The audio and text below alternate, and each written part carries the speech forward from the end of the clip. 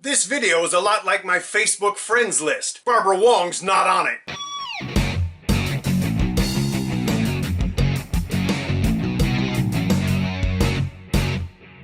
Hi, welcome to the Silver Spleen. There were a lot of bad movies in 2016, but there were some good ones too, and these are my favorites. Weeds on Fire is a very interesting and very true story of a baseball team of kids from a less than stellar school who ended up winning a baseball league. Just as importantly, it's a story about growing up in Hong Kong in the 1980s. It's a political movie on some level, but it's also a great story with a lot of very impressive acting and filmmaking. The nicest thing I can say about it is that it seems like an old movie. It took me way too long to watch it and review it, but I'm glad that I finally did see it. Show Me Your Love is a very engaging film about families, aging, and death. That doesn't sound like a very fun watch, but Show Me Your Love manages to talk about some very serious subjects without ever getting too sad or manipulative. The movie is very sweet and very funny, and sometimes it does get a little too broad or too shallow. But the other times, when the movie is good, it's really good. Nina Paw deserves to win an armload of acting awards for her performance in Show Me Your Love. Watch it and see for yourself. Call of Heroes made me wish that there were still drive-ins. A big, fun spectacle. It's one of those rare movies that made me feel like a kid again. All the characters are painted in very broad but very entertaining strokes. It helps that the actors involved are all very familiar to us, but many of them, especially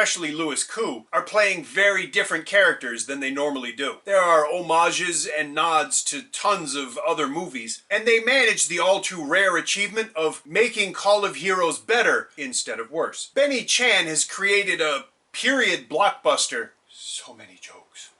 So many jokes. And I honestly cannot express just how much I enjoyed this movie. Here's hoping that he's given the chance to do a modern-day blockbuster in the near future. Call of Heroes proves he's more than capable of making that elusive local blockbuster that works. Swordmaster is a late-year powerhouse of a movie. Derek Yee directed this remake of the classic 1977 Shaw Brothers movie Death Duel, which starred Derek Yee. Swordmaster tells a different version of the story, but to me the greatest thing about it is the way that technological advances mean that the Shaw Brothers aesthetic has made it into the digital age. Swordmaster is the greatest looking Shaw Brothers movie never made. 40 years ago, the Shaw Brothers could paint a general basic portrait of the world they were trying to convey. Today, computers have turned those sketches into detailed masterpieces. Swordmaster looks so nice, I actually wanted to pay to watch it again in 3D. And I hate 3D. Swordmaster looks phenomenal on a big screen. The directing, the action, and the acting are all fantastic. And I mean that both ways. A lot of it is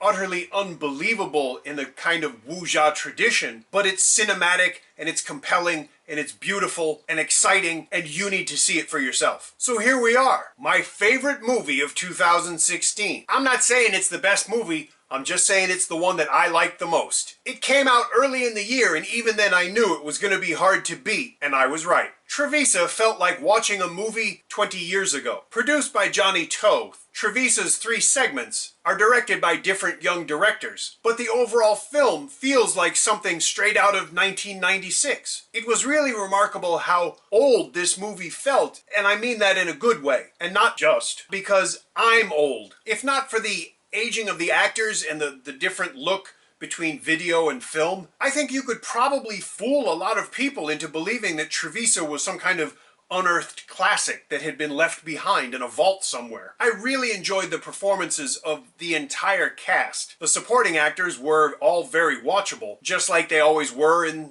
the old Johnny To movies. But I was most impressed with the performances of the 3 leads. Jordan Chan, Richie Ren, and especially Gordon Lam were all entertaining and compelling and believable. There's a scene with Gordon Lam that I can honestly say had me on the edge of my seat, because I couldn't tell what was going to happen and I was completely caught up with the acting. It was one of the best movie watching moments I can remember in a long time. Treviso is full of moments like that. It is far and away the best movie of 2016 for me. I'm honestly and sincerely grateful that it got made. I wish there were more movies like Treviso for my sake as well as yours. Here's hoping 2017 has some positive surprises in store for us. I'll have some surprises for you, and hopefully they'll be good ones. Thank you for watching, and stay tuned for more year-end review video.